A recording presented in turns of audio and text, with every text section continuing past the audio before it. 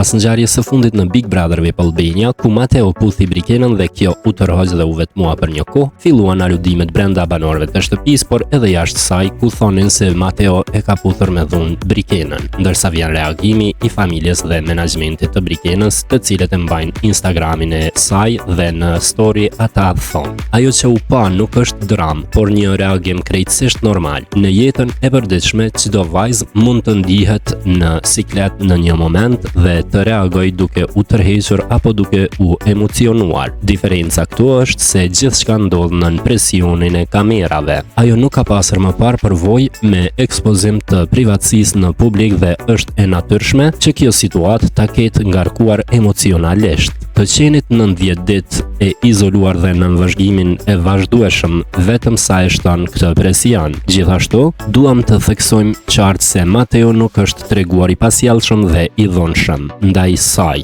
Ju lutemi, interpretimet e tilla janë të padrejta dhe keqdashse. Kjo është thjesht një situatë mes dy të rinjve që po përjetojnë emocione në një ambient jo normal. Ju ftojmë për më shumë mirëkuptim dhe më pak paragjykim, respekt dhe dashni për të gjithë." Përfundon reagimi i familjes dhe menaxhmentit të Brikenës, të cilët e mbajnë Instagramin e saj.